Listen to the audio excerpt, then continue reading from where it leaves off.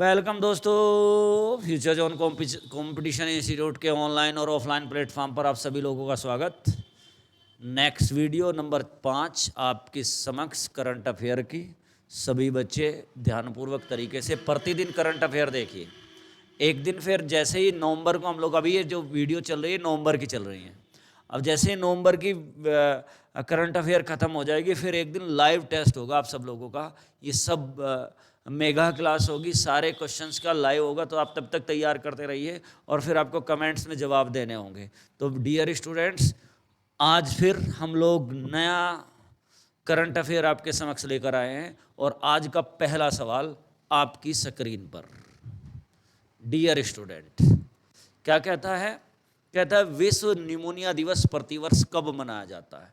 Actually में आपको ये मालूम होना चाहिए भैया निमोनिया होता किस में है, निमोनिया से शरीर का कौन सा अंग प्रभावित होता है। मैं विश्व निमोनिया दिवस तो मैं बता ही दूंगा, निमोनिया दिवस कब मनाया जाता है। तो आप बता सकते हैं भाई 11 नवंबर, 12 नवंबर, 14 नवंबर या 16 नवंबर, तो इनमें से कोई एक डे होगा। लेकिन विश्व निमोनिया दिवस ज़्यादा इम्पोर्टेंट नहीं है। इम्पोर्टेंट क्या है सवाल में कि भैया निमोनिया मानव शरीर के किस अंग को प्रभावित करता है। सवाल है कि निमोनिया मानव शरीर के किस अंग को प्रभावित करता है। तो डियर, फेफड़ों को। किसको प्रभावित करता है? फेफड़ों को प्रभावित करता है। निमोनिया किस अंग को प्रभावित करता है? फेफड़ों को प्रभावित करता है। ये बच्चे में ज़्यादातर होता है, बच्चे में और 65 वर्ष की आयु से बाद में निमोनिया अधिकतर होता है व्यक्तियों को, छोटे बच्चे में और 65 वर्ष तक की आयु में। और ये निमोनिया फैलता किससे है, यानी कि निमोनिया फैलने वाली बीमारी क्या है, किसके द्वारा फैलता है? बैक्टीरिया के द्वारा फैलता है। किसके द्वारा? बैक्टीरिया द्वारा फैलता है। किसके द्वारा फैलता है? बैक्टीरिया के। अब यहाँ बात चलती है हम लोग फेफड़ों। अब फेफड़ों की बात करते हैं। इन फेफड़ों का कार्य क्या होता है? फेफड़ों का कार्य, तो डियर स्टूडेंट कौन बच्चा बताएगा फेफड़ों का कार्य क्या है? फेफड़ों का कार्य क्या होता है? वायुमंडल से ऑक्सीजन को ग्रहण करना। वायुमंडल से क्या करना? ऑक्सीजन लेना।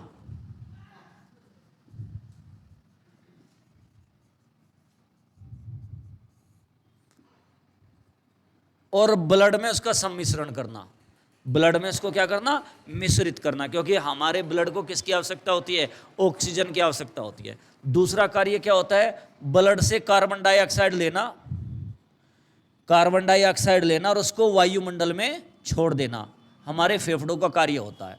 क्लियर होगी बात सर सबके? अब मुद्दा ये आता है कि फेफड़ों में कितने खंड होते हैं, फेफड़ों में कितने भाग होते हैं।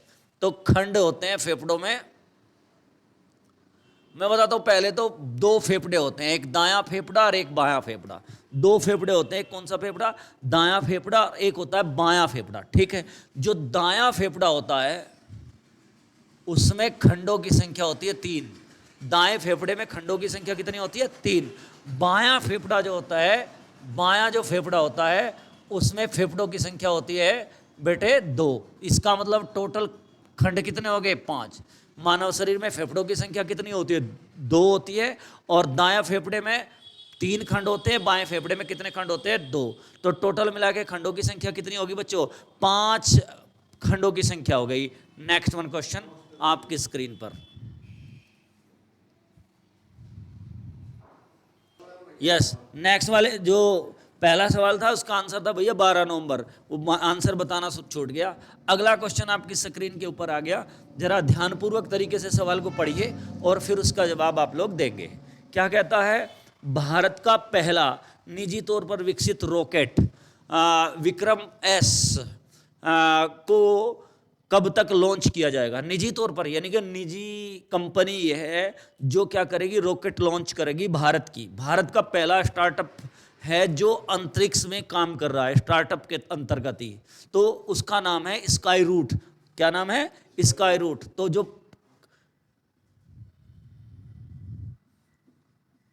उसका नाम है स्काई रूट। स्काई रूट है भारत की पहली कंपनी जो स्टार्टअप कंपनी है जो अंतरिक्ष में काम कर रही है। इसका जो रॉकेट लॉन्च किया जाएगा, क्या किया जाएगा? रॉकेट को लॉन्च किया जाएगा कब से कब तक किया जाएगा? 12 से 16 नवंबर के बीच करा जाएगा।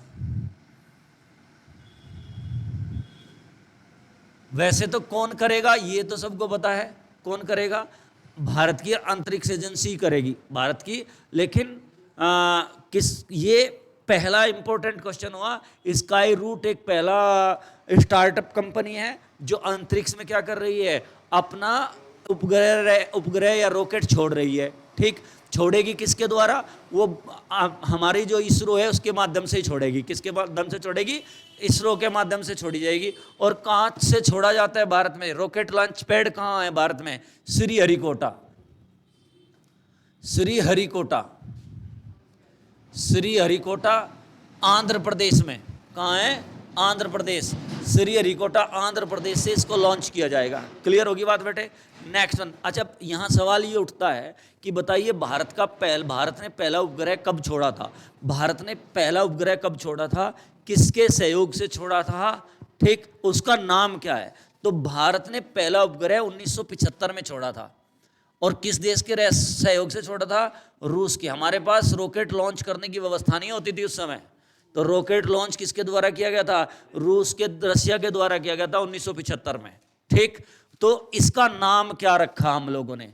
तो इसका नाम है आर्यभट्ट। क्या नाम है बच्चों? आर्यभट्ट। और भारत अब तो भारत रिकॉर्ड बनाता है। एक दिन में एक सैटेलाइट लॉन्च से 104 उपग्रहों को लॉन्च किया गया। कितने? 104 उपग्रह लॉन्च कर दिए गए एक दिन के अंतर्गत। क्लियर होगी बात बेटे? नेक्स्ट वन, अगला सवाल। यस, अक्टूबर 2022 में ICC player of the month. अब तक होता था ICC player of the year, अब आ गया ICC player of the month. तो कह रहा ICC player of the month किसे बनाया गया? अक्टूबर माह का। एक्चुअली में अगर आप लोग देखें, अक्टूबर में T20 वर्ल्ड कप हुआ है। T20 वर्ल्ड कप हुआ है, तो एक भारतीय खिलाड़ी इसमें उभर के आया है। एक भारतीय खिलाड़ी है जो उभर के आया है, उसका नाम है सूर्य कुमार यादव। क्या है? उसका नाम है सूर्य कुमार यादव। तो कैलेंडर जो एक कैलेंडर वर्ष में है, उसने 1000 रन पूरे कर लिए T20 मैच में। कितने रन पूरे कर लिए? 1000 रन पूरे कर लिए। और इसने यह रिकॉर्ड T20 जो विश्व कप था उसमें पूरा किया। ठीक है नहीं? जिम्बाब्वे के खिलाफ इसने इसको पूरा कर लिया। तो इस आदमी को, सूर्य कुमार यादव को, अक्टूबर माह का प्लेयर ऑफ द मंथ घोषित किया गया है। नेक्स्ट वन, अगला सवाल। अच्छा चलो मैं एक सवाल पूछ लेता हूं। ये आईसीसी है ना, आईसीसी आगे भी आएगा, लेकिन यहां मैं पूछ लेता हूं आईसीसी का मुख्यालय, आईसीसी का मुख्यालय कहां है? आईसीसी का मुख्यालय कहां है? और आईसीसी के चेयरमैन कौन है? इंटरनेशनल क्रिकेट काउंसिल के चेयरमैन कौन है और इसका मुख्यालय कहां है? तो मुख्यालय तो इसका है दुबई में। चलो मैं बता देता हूं, मुख्यालय तो कहां है? दुबई में। मुख्यालय तो कहां है? दुबई में। और इसके जो अध्यक्ष हैं, चेयरपर्सन है, उनका नाम क्या है? उनका नाम है ग्रेग बार्केल। ग्रेग बार्कल। क्लियर होगी बात बेटे? नेक्स्ट वन, अगला सवाल आपकी स्क्रीन पर। यस डियर, कहता हाल ही में, ये 4 नंबर ये तो मैंने बताया ना शायद। ओके, नेक्स्ट वन, अगला सवाल। भारत सरकार ने कितने सार्वजनिक क्षेत्र के बैंकों में अच्छा ये उसी सूर्य कुमार यादव ही है जो पहला सवाल अभी मिस किया हमने, 4 नंबर। 1000 रन पूरे कर लिए तो उसी में इंक्लूड कर दिया उसको। अगला सवाल आया, भारत सरकार ने कितने सार्वजनिक बैंकों के गैर कार्यकारी अध्यक्ष नियुक्त किए हैं? अब मुद्दा ये नहीं है कि, विषय ये नहीं है कि कितने गैर कार्यकारी अध्यक्ष को नियुक्त किया गया है। ठीक, वो तो आंसर मैं बता ही दूंगा, इनमें से 1 2 3 4 होंगे। तो इस सवाल का आंसर तो आता है 4। हम लोग यहाँ बात करते हैं राष्ट्रीयकृत बैंकों की। किसकी बात करते हैं हम लोग? राष्ट्रीयकृत बैंकों की। वर्तमान में भारत में कितने राष्ट्रीयकृत बैंक है? वर्तमान में भारत में कितने राष्ट्रीयकृत बैंक है? कौन बच्चा कमेंट करके बताएगा मेरे को कितने राष्ट्रीयकृत बैंक हैं? बैंकों की संख्या भारत में अभी राष्ट्रीयकृत बैंकों की संख्या कितनी है? कोई बालक क्लास में बैठा हो वो बताए, जो क्लास में बच्चा बैठा होगा वो बताएगा कि वर्तमान में कितने राष्ट्रीयकृत बैंक है भारत में। ठीक, भारत में राष्ट्रीयकृत बैंकों की संख्या है 11+1। 11+1 से मतलब क्या है, 11 तो राष्ट्रीयकृत बैंक है, एक है SBI, state bank of India. SBI को क्या कहते हैं, भारत का सबसे बड़ा व्यापारिक बैंक है। ठीक, यहां ये मान के चलिए अर्ध रिजर्व बैंक है, ये अर्ध रिजर्व बैंक। भारत के सरकारी कार्यों का काफी कुछ पार्ट कौन सा करता है, SBI करता है। कौन करता है, SBI करता है, इसलिए 11+1 के नाम से इसको जाना जाता है। सवाल मेरा ये है कि भैया सबसे पहले भारतीय बैंकों का राष्ट्रीयकरण कब हुआ था? सबसे पहले भारतीय बैंकों का राष्ट्रीयकरण कब हुआ था? तो सबसे पहले राष्ट्रीयकरण होता 1969 में।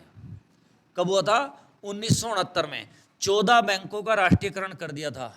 प्राइवेट सेक्टर के बैंक होते थे, उनको क्या कर दिया गया था, राष्ट्रीयकृत कर दिया गया था। 14 बैंकों को राष्ट्रीयकृत, नेशनलाइज, राष्ट्रीयकृत कर दिया गया था 14 बैंकों को। उसके बाद में 1980 में 6 बैंक और थे, 6 बैंकों को और क्या कर दिया गया था, राष्ट्रीयकृत कर दिया गया था। कितने? 6 बैंकों को और राष्ट्रीयकृत कर दिया गया था।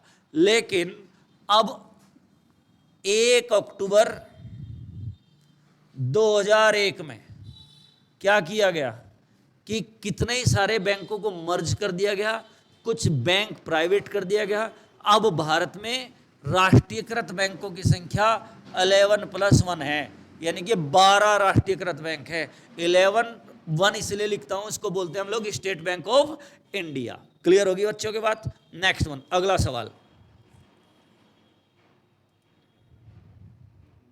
आपकी स्क्रीन पर। इसरो ने किस देश के सहयोग से मून शैडो साइट पर खोज करने की ठानी है? बच्चा जरा फिर ध्यान से आप समझ लीजिए।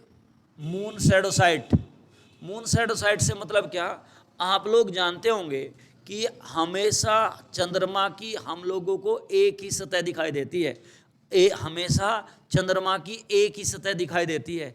हमेशा से क्या कि बुढ़िया जो है, मेरी दादी वहाँ चरखा चला रही है, पिताजी और बता रहे थे तेरी दादी जो है चरखा चला रही, वहाँ से बैठी पड़दादी जी, दादी तो थी जब हम बाहर सोख रहे थे। ठीक है, नहीं वही सतह दिखाई देती। तो सबसे पहला सवाल आता है कि वही सतह क्यों दिखाई देती है हमें, जबकि चंद्रमा अपनी दूरी पर घूम रहा है तो हम उसको चारों तरफ का हिस्सा दिखाई देना चाहिए। ठीक, कारण क्या है कि हमें हमेशा वही सतह दिखाई देती है? क्लियर? क्यों? यस, 2 तरह की इस गति होती है, एक होती है रिवोल्यूशन, एक होती है रोटेशन। यानी कि एक तो अपनी धुरी पर घूमना, दूसरा एक पृथ्वी के चारों ओर चक्कर लगाना। ये पृथ्वी माता है हमारी। एक तो होता है कि चंद्रमा अपनी धुरी पर यहीं घूमेगा लट्टू की तरह, दूसरा ये पृथ्वी के चारों ओर भी चक्कर लगाएगा। एक्चुअली में इसकी जो गति है वो 27.3 दिन, यानी कि 27.3 दिन में पृथ्वी के चारों ओर भी एक चक्कर लगाता है तथा अपनी दूरी पर भी 27 दिन में घूमता है।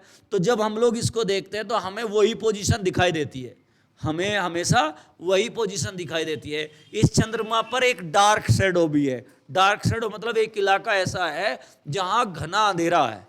तो उस अंधेरे की छानबीन करने के लिए, उस अंधेरे में क्या चीज स्थित है उसका पता लगाने के लिए इसरो कौन है? भारत की अंतरिक्ष एजेंसी है, ISRO, Indian space research organisation.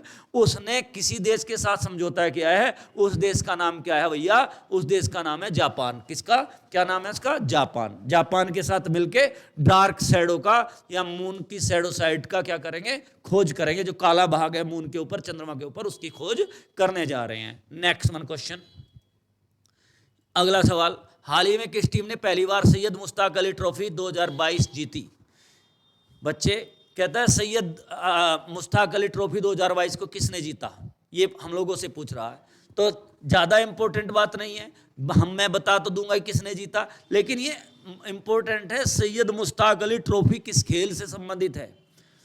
Exam में ये आएगा कि सैयद मुश्ताक अली ट्रॉफी किस खेल से संबंधित है। तो सैयद मुश्ताक अली ट्रॉफी जो है क्रिकेट से संबंधित है, और इसको जीता किसके द्वारा गया है? मुंबई के द्वारा जीता गया। नेक्स्ट वन, अगला सवाल। डियर, भारत का पहला तैरता हुआ वित्तीय साक्षरता शिविर किस शहर में आयोजित किया गया? तैरता हुआ वित्तीय साक्षरता शिविर, तो याद करो कल परसों मैंने इसके विषय में बताया था। इंडिया पोस्टल बैंक के माध्यम से इसको शुरू किया गया है। किसके द्वारा? इंडिया पोस्ट पेमेंट्स बैंक के द्वारा इसको शुरू किया गया है। और इस सवाल पे मैं कल चर्चा भी कर चुका था पहली क्लास में, इससे पहली क्लास में। तो इसको कहाँ किया गया? श्रीनगर में। कहाँ किया गया? श्रीनगर। श्रीनगर में ऐसा आयोजन हुआ है। क्लियर होगी बात बेटे? नेक्स्ट वन, और किस, अब श्रीनगर में आयोजित हुआ है तो आपको यह भी जानकारी होनी चाहिए किस झील के ऊपर हुआ होगा। तो श्रीनगर में झील कौन सी है? डल झील। कौन सी झील है? डल झील के ऊपर इस प्रकार का एक आयोजन किया गया है। मेरे यहाँ एक सवाल याद आ रहा है, आप सब बच्चों से पूछता हूँ, भारत का कौन सा ऐसा राज्य है जिसमें तैरता हुआ प्राइमरी स्कूल है? जिसमें तैरता हुआ प्राइमरी स्कूल है। ठीक, तैरता हुआ प्राइमरी स्कूल है, तैरता हुआ बैंक है, तैरते हुए घर हैं, क्या है? तैरते हुए फ्लोटिंग हाउस।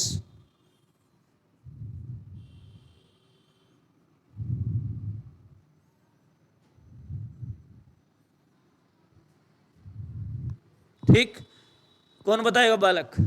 चलो सब बच्चे कमेंट करके बताना, रोक के वीडियो को कमेंट जरूर करो, उससे पता लगेगा आप लोग कितनी बात जानते हैं। मैं इस सवाल का जवाब दे देता हूं। एक झील सुनी होगी आपने, लोकटक। लोकटक झील किस राज्य में है? मणिपुर में। जितनी भी टक प्रकार की झीलें हैं वो सारी की सारी क्या है? मणिपुर में होती है। तो मणिपुर में क्या है? प्राइमरी स्कूल भी है, प्राइमरी जो तैर रहा है इस झील के ऊपर, बैंक भी है और तैरते हुए घर भी है। इन घर को फुमिड नाम से जाना जाता है। फुमिड के नाम से जाना जाता है। इन घरों को किस नाम से जाना जाता है? फुमिड के नाम से जाना जाता है। नेक्स्ट वन क्वेश्चन, अगला सवाल आपकी स्क्रीन पर लाता हूं। यस डियर, कहता है सफल लिस्टिंग पर केस स्टडी के लिए यूएस ट्रेजरी द्वारा भारत के किस म्युनिसिपल बॉन्ड को चुना गया है? क्या कह रहा है आपको? कह रहा है सफल लिस्टिंग केस स्टडी पर यूएस ट्रेजरी। यूएस ट्रेजरी क्या है? ट्रेजरी का नाम सुना है? जितना भी ट्रेजरी का भुगतान होता है एसबीआई में ही होता है। किस में होता है? एसबीआई में ही होता है। इसलिए मैंने आपको बता, ये बैंक जो है आरबीआई है, सरकार के बहुत सारे कार्य को करता है। ठीक है नहीं? तो ये पूछ रहा है कि सफल केस स्टडी के कौन से नगर निगम को अपना चयन किया है? तो बड़ोदरा नगर निगम को चयन किया है। ज़्यादा इंपॉर्टेंट क्वेश्चन है नहीं। तो नेक्स्ट वन क्वेश्चन आपकी स्क्रीन पर, इनसाइट मिशन किस ग्रह की आंतरिक अन्वेषण के लिए डिजाइन किया गया है? इनसाइट मिशन किस ग्रह की? आपकी स्क्रीन पर क्वेश्चन आ गया, देखते हैं कौन कौन बच्चे जवाब देंगे। कहता है इनसाइट मिशन किस ग्रह के आंतरिक अन्वेषण के लिए डिजाइन किया गया है? जल्दी कोई बच्चा कमेंट कर देगा जरूर। चलिए मैं आप लोगों को समझाता हूं थोड़ा सा। हम लोग अगर बात करें, यहाँ हमारे हैं सूर्य देवता। कौन है बच्चों? सूर्य देवता हैं यहाँ। सूर्य देवता के बाद में आते हैं हमारे बुध, जिसको शायद मरकरी बोलते हैं, बुध जी बोल। उसके बाद आते हैं शुक्र, उसके बाद में आती है अपनी पृथ्वी, उसके बाद आता है अपने मंगल, और उसके बाद आती है एस्ट्रॉयड बेल्ट, उसके बाद आते हैं बृहस्पति।